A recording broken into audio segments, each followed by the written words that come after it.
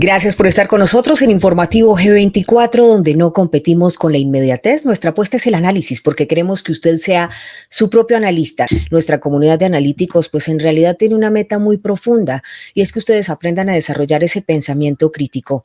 Hoy me acompañará en este análisis que, si bien está conectado intrínsecamente con todas estas decisiones que están a punto de tomarse con miras a las elecciones 2022 en Colombia, pues si bien les hemos dicho, hemos abierto espacios para aquellos candidatos que han querido estar con nosotros, pero en realidad nuestra intención es enseñarle a usted a pensar adecuadamente para que tome una decisión que lo deje tranquilo, que sepa escoger muy bien, digamos, qué tipo de programas resuenan realmente con lo que usted espera de ese país que sueña. Y es por eso que hoy he invitado a una persona que a mí me parece muy interesante. Quiero decir públicamente que soy una asidua lectora, seguidora de sus columnas. Él es Pedro Aja, columnista además de La Linterna Azul, seguramente ustedes lo han leído, y hace algunos días sacaba una columna que a mí me encantó. Ajustaba ese encabezado con una frase de Ortega, José Ortega y Gasset, español, y decía: yo soy yo y mi circunstancia.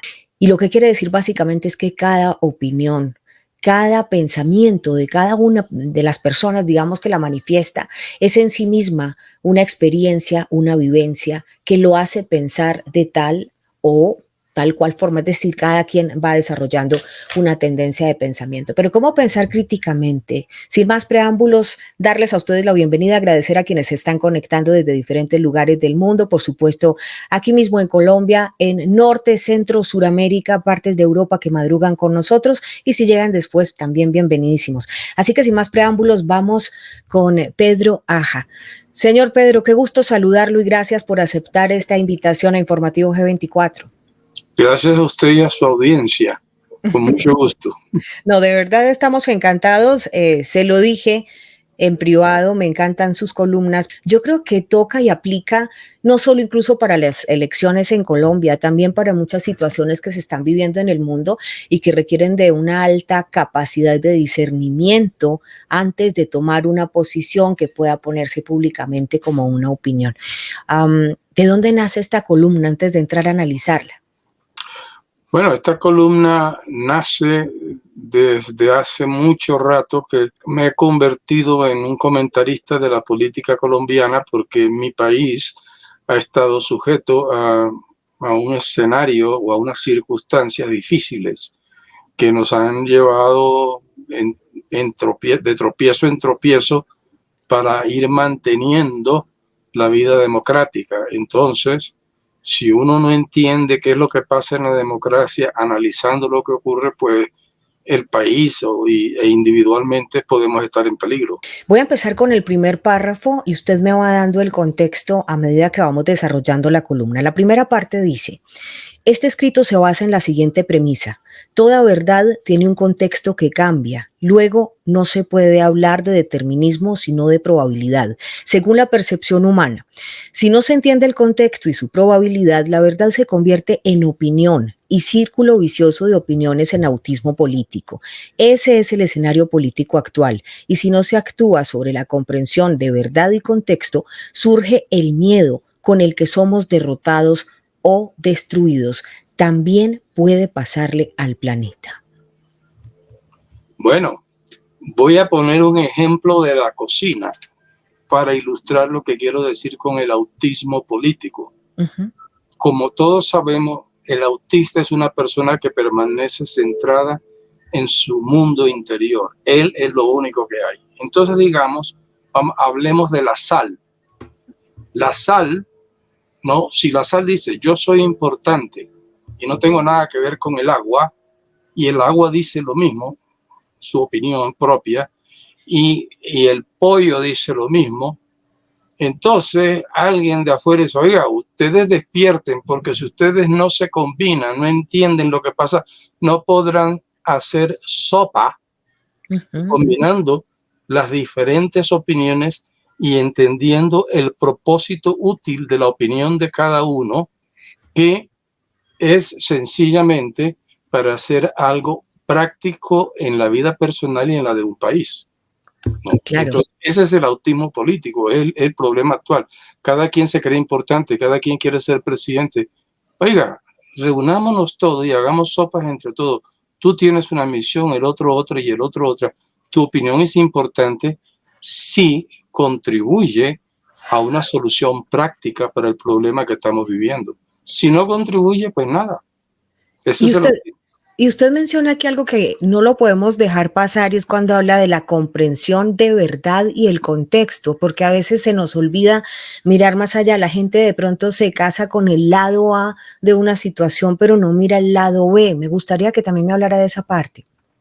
Mira, es que el contexto es todo lo que nos rodea. Si nosotros abrimos la mente a lo que nos está rodeando, cada cosita nos puede decir algo, nos puede contribuir algo, ¿no? Entonces, no hay enemigos o amigos en una situación. Ahí son colaboradores y gente que se niega a colaborar para hacer la sopa. Entonces, por eso yo creo que la comida es un buen ejemplo. Cuando la gente tiene hambre, entonces empieza a ver cómo comemos todos, cómo nos ayudamos.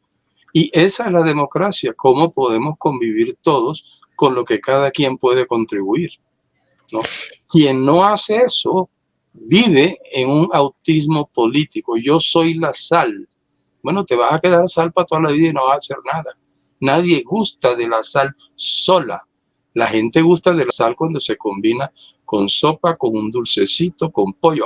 Entonces la sal se vuelve útil. Pero entonces si nos ponemos a ver, y saliéndome un poquito de la columna, si nos ponemos a ver en este momento el panorama en Colombia, donde hay tanta coalición y en esas coaliciones tú ves que hay elementos de lo que llaman algunos izquierda, otros de lo que es centro, un poco de la derecha, está muy entremezclado todo, por eso decimos ya no es tanto como la vaina entre izquierda y derecha, porque los estamos viendo juntos a todos. Exacto, es decir, y uno tiene que reflexionar que cada coalición tiene que tener un propósito útil para el país, no para el partido, para el país. Entonces, ¿qué es la crítica que se hace todo el mundo? Y es la misma situación de hace algunos años. Un montón de candidatos. Entonces, sencillamente a lo que se está jugando no es a la colaboración, sino a la supervivencia del más apto. Eso es lo que pasa en todas las elecciones. Hay una selección del más apto. Pero en vez de entrar en peleas sin gastos, ¿por qué no abrimos la mente y colaboremos para que esto siga adelante? La razón por la que eso no ocurre es porque hay un elemento que se quiere quedar con todo. Y voy a ser clarísimo. Sí. El elemento que se quiere quedar con todo es el comunismo. Punto. ¿Usted cree que existe ese real peligro? Se lo pregunto porque lo ve muchísima gente y probablemente dentro del golpe de opinión ese es el temor o la incertidumbre que tienen muchas personas. Dicen que Colombia está en un inminente riesgo casi tan similar como el que vivió Venezuela en su momento cuando pasó el Caracazo de Carlos Andrés Pérez y estaban a las puertas de elecciones y entró Chávez. Por eso, pero es que el ejemplo está ahí. Y si nosotros no leemos el ejemplo de Venezuela, de cómo comenzó todo, ¿qué es lo que hablan los políticos? Todos hablan de la corrupción. ¿De qué habló Chávez al principio? Corrupción, corrupción, corrupción. Y desigualdad, y desigualdad, y desigualdad. Sí, en eso estamos de acuerdo. Ajá. Y entonces la gente dice, bueno, sí, este señor va a solucionar el problema de corrupción. Cuando ya tuvo el poder, el señor cambió. Lo solucionaba a su manera, no con lo que la gente necesitaba. Y eso ocurre en todo el mundo, ¿no? Eso está ocurriendo en este momento frente a los ojos del mundo, con Ucrania, por ejemplo. Sin embargo, en las últimas horas se ha visto que muchos gobiernos, ahora que menciona Ucrania, dentro de América Latina, que son llamados izquierda o progresistas, como los quieran llamar, como Alberto Fernández de Argentina, que estuvo incluso en Rusia en las últimas horas. Ya salió su ministro de Relaciones Exteriores rechazando la acción militar de Rusia. ¿Cree usted que se está resquebrajando esas relaciones? Mira,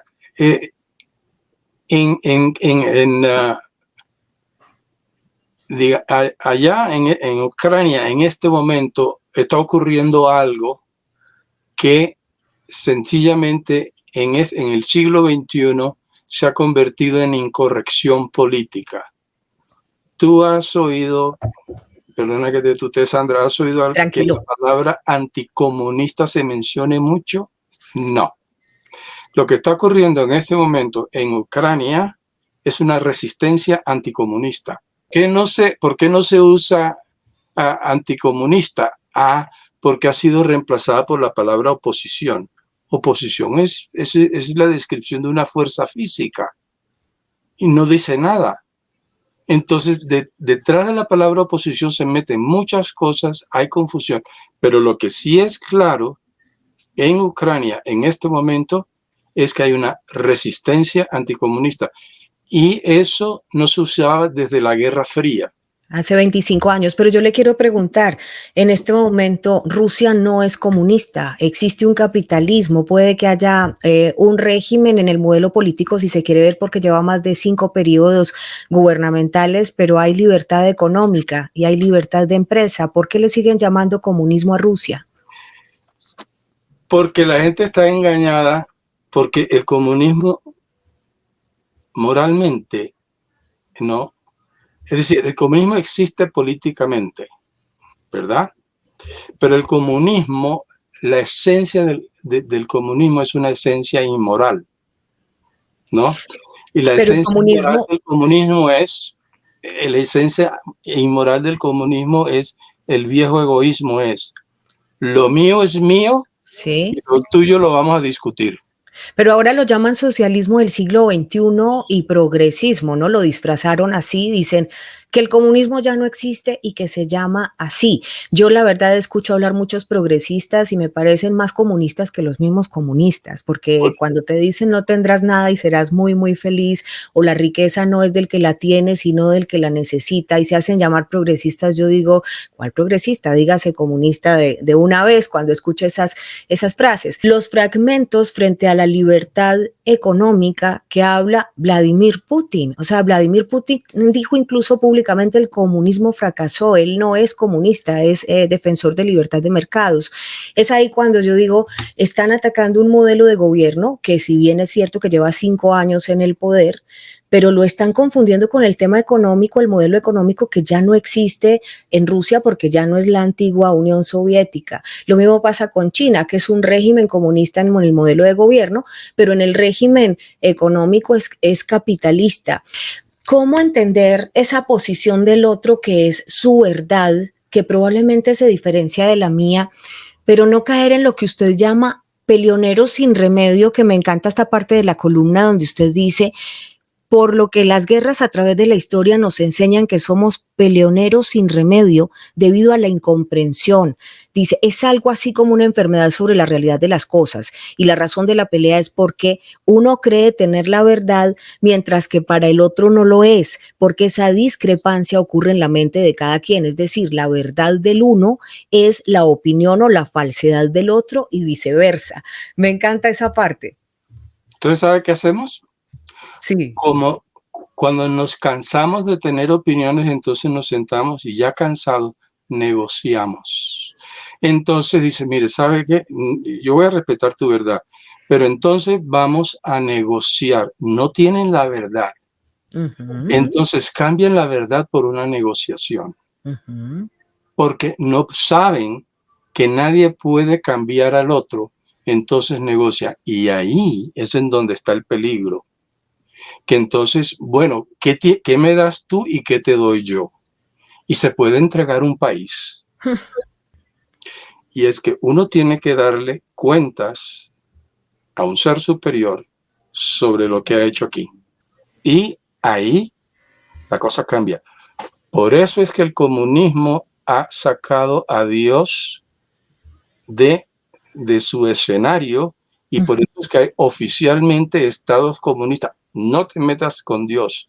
Eso no, porque ahí es donde Dios pone el dedo en la llaga y cada quien descubre su verdad.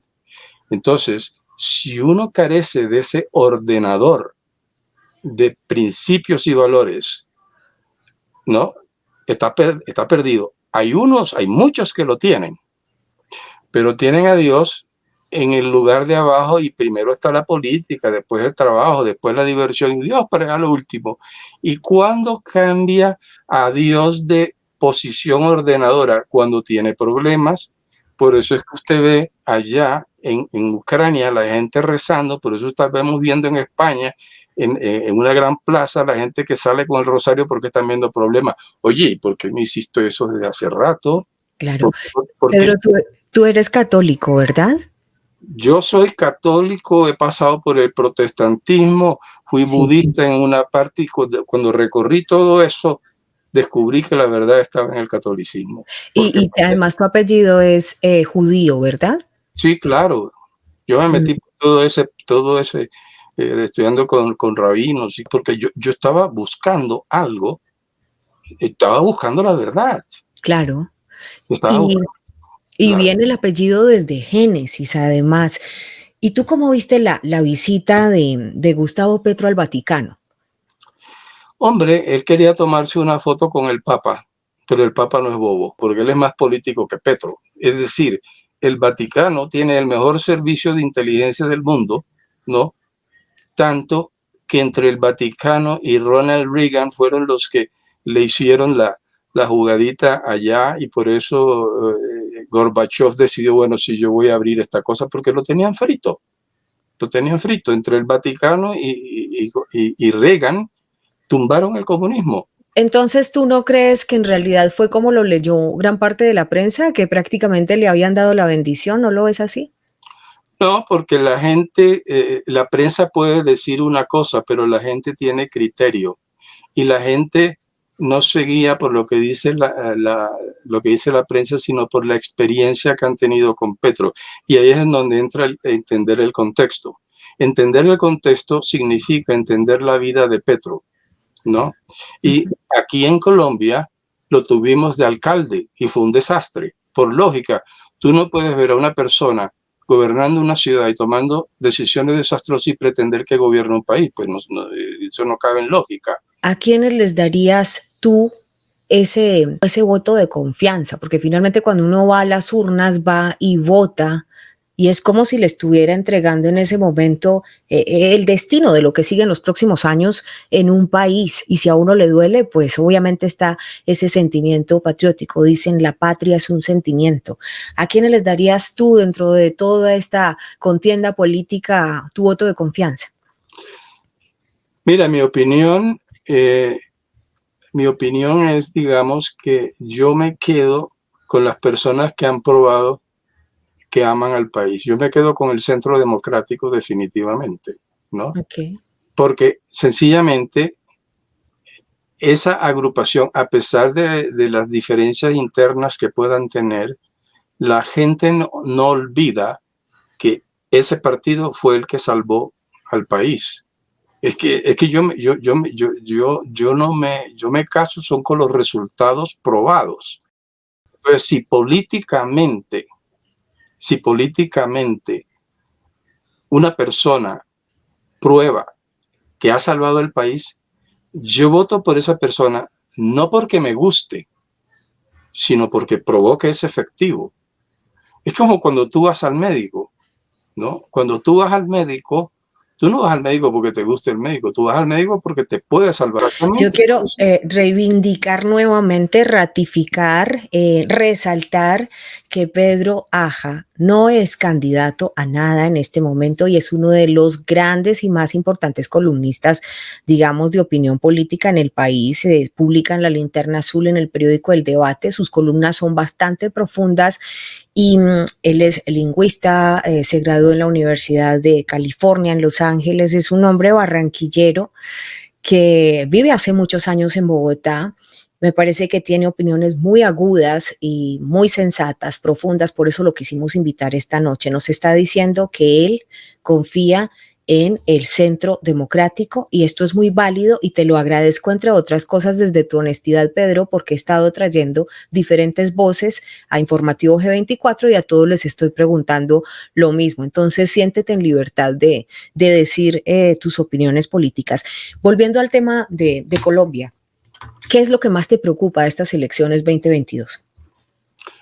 A mí me preocupa es la desinformación, que es muy difícil, y tú como periodista lo sabes perfectamente, es muy difícil guiarse por ciertos titulares que cuando tú lees el contexto no dice lo que dice el titular, ¿no? Entonces, yo diría que con respecto a los titulares, analicen si lo que dice el titular es lo que dice el contenido. Y se van a dar cuenta que no dicen nada que verdaderamente sustente el titular, 2 o 3 cositas allí, pero el titular es lo que vende, ¿no? Entonces, comparen el sentir de su propia vida, sean, digamos, los estudiosos de sí mismos, y honestamente pregúntense si fulano de tal me inspira confianza por lo que dice, por lo que es, y escuchen su intuición y tengan en cuenta siempre las experiencias que el país ha vivido con todos los expresidentes que conocemos, ¿no? Y aunque no le guste tal persona, entonces sencillamente dije, esa persona sí hizo algo. ¿Qué sucede con, digamos, con Uribe? Muchos dicen, bueno, yo sí le agradezco al tipo que haya salvado a Colombia, pero, y digo, mira, después del pero, si tú le agradeces a alguien, pregúntate por qué agradeces. Porque si estás agradeciendo es porque esa persona te hizo un bien. Y ese bien que te hizo esa persona no ha desaparecido. Lo estás disfrutando en este momento. Porque acuérdate, yo le digo a esa persona, que ese bien que le hizo toda la democracia venezolana, al pueblo venezolano, a la que criticaban, a la que le decían, ahora todos añoran tener a Carlos Andrés Pérez rigiendo Venezuela, siendo que lo trataron de corrupto y de no sé qué más cosas y todo. Y Chávez se montó. Recuerda que esa democracia que tanto se criticaba en Venezuela y a todos sus expresidentes con todos sus defectos, esa democracia la echan de menos en este momento, porque le escucharon los pajaritos de oro de Hugo Chávez. Entonces, aprende frente a la verdad histórica que tienes frente a tus ojos. Aprende. Claro, porque la libertad se pierde, pero es muy difícil volver a recuperar. Todo el mundo dice, ¿cómo es el dicho ese del muerto? Que todo muerto es bueno. Porque cuando la persona se muere, ya desaparece la competencia y empiezan a ver las cosas buenas. Ya esta no es competencia para mí. Empiezan a ver lo bueno. Entonces, se murió la democracia en Venezuela. Entonces empiezan a ver las cosas buenas que tenía la democracia después de haberla criticado tanto. Entonces, esa es la verdad fundamental que un niño conoce. Eso, mire, la verdad fundamental es el bien, que lo tienes frente a tus ojos. No te dejes engañar de las opiniones. Mira la democracia, que es la que te ha sustentado. La democracia colombiana lleva más de 200 años. Ha pasado por todos los problemas. Hay cosas que se definen de acuerdo con principios y valores, ¿no? Si no se definen de acuerdo con principios y valores, el que es bueno empieza a odiar. Y la esperanza que nos ilumina a todos se convierte en una bestia feroz.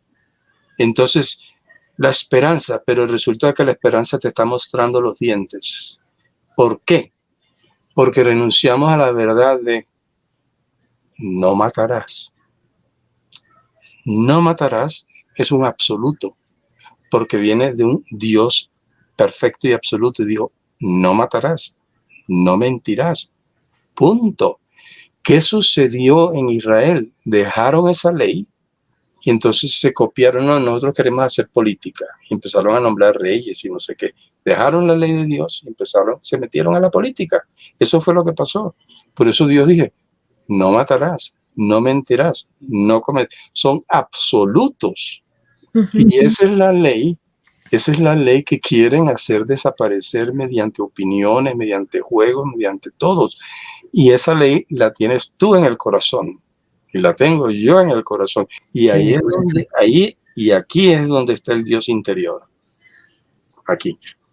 Esa parte final es muy bella dentro de esta columna donde decías, ese sensor superior o conciencia moral es reflejada en el cumplimiento absoluto de los 10 mandamientos. Esto lo llamas que como una tecnología espiritual que tenemos inmersa allá adentro, donde uno tiene muy claras esas pautas, como el ejemplo que acabas de poner. Eso lo llama el algoritmo de Dios. ¿Qué es un algoritmo? Un algoritmo, él te pone, mira, tu vida es un algoritmo. Ajá. Tu vida es un algoritmo. Y tú, y cuando vinimos aquí, vinimos a una misión, ¿no?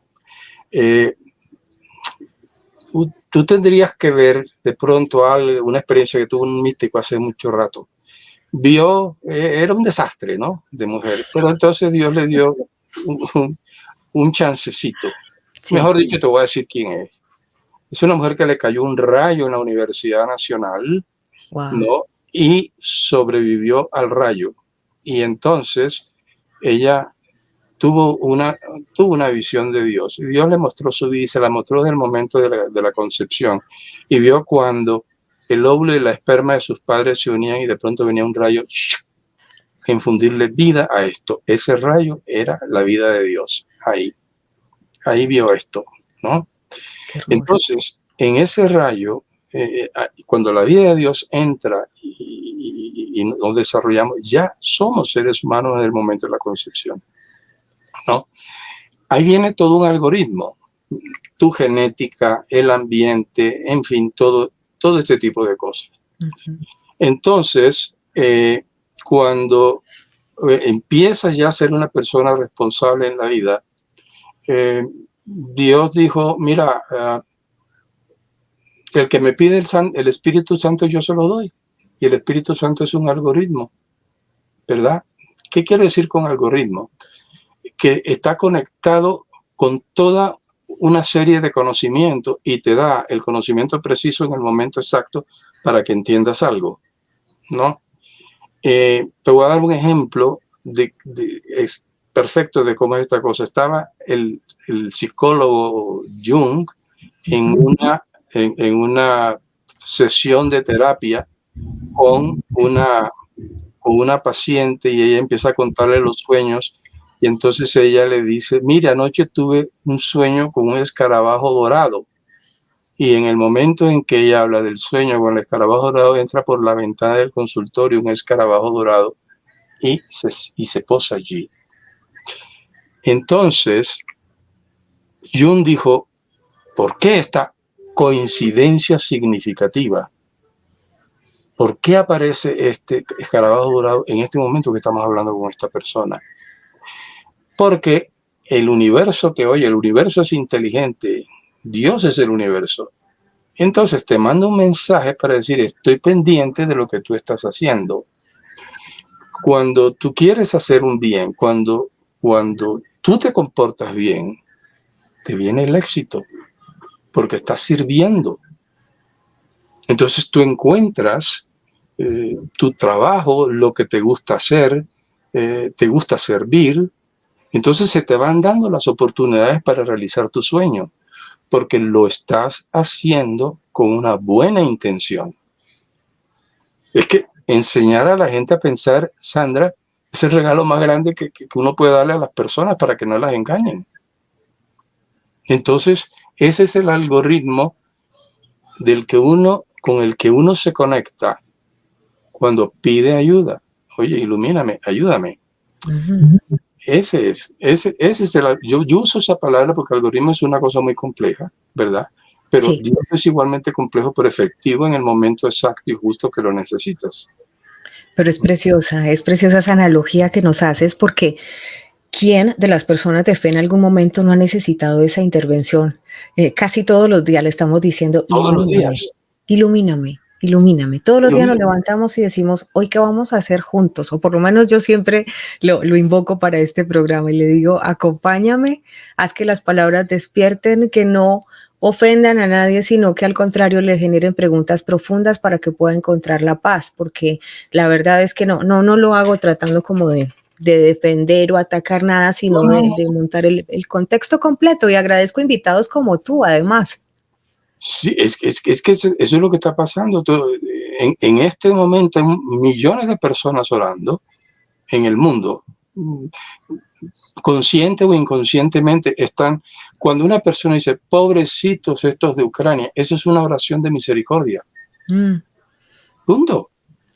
Y mejor, ¿por qué no les enviamos fuerza, protección? Dios mío, fortalécelos, protégelos, porque quedarse solo en el pobrecito, o sea, como que no les ayuda, más bien como, Señor, protégelos, fortalécelos. Bueno, entonces digamos, por decir, bienaventurados los que se acuerdan de los que sufren, ¿no? Entonces, ya cuando tú dices bienaventurado, mira, la palabra bienaventurado, dicha por Jesucristo, es una palabra viva. Viva. Viva, por sí sola tiene un poder, porque la dijo Jesucristo. Y Él lo dijo, mis palabras no pasarán. Entonces, cuando tú utilizas el Padre Nuestro, las palabras de Jesús, cuando lees la Biblia, ahí está la influencia de Dios totalmente. Y eso no pasa, eso está ahí. Y además en la Biblia lo dice muy claramente Jesús, yo soy el camino, la verdad y la vida, y sin mí no pueden hacer nada. Cielo y tierra pasarán. Yo soy el camino, el método, porque eso es lo que generalmente significa camino. La verdad, todo esto, y la vida, cuando dice la vida, yo soy la vida, quiere decir que Dios está metido aquí en cada célula de mi lengua, de mi todo mi ser. San Pablo lo decía, Él está más cerca de nosotros que la respiración. Está más cerca de nosotros que la respiración. Está ahí metido en tu conciencia, en tus palabras, todo. Si decides enfocarte en Él, porque ahí está el lío de la libertad, ¿no? El libre albedrío, claro, pero lo dijiste, cielo y tierra pasarán, mas mis palabras no pasarán. Yo soy el camino, la verdad y la vida. Así es, tal cual. Te voy a dejar un minuto con los analíticos. Hoy estamos con Pedro Aja, columnista de La Linterna Azul y también del periódico El Debate, uno de los columnistas de opinión política más agudos del país. Y estamos muy contentos de tenerlo esta noche con Informativo G24. Te dejo un minuto, Pedro, para que te despidas de los analíticos y les llegues al corazón. Muchas gracias. Bueno, mira, mi mensaje es que la mejor labor de Sandra es enseñarnos a pensar, porque con el pensamiento crítico, con el pensamiento analítico, uno descubre la verdad de muchas cosas. Y cuando uno descubre la verdad de muchas cosas, se siente tranquilo, se siente en paz.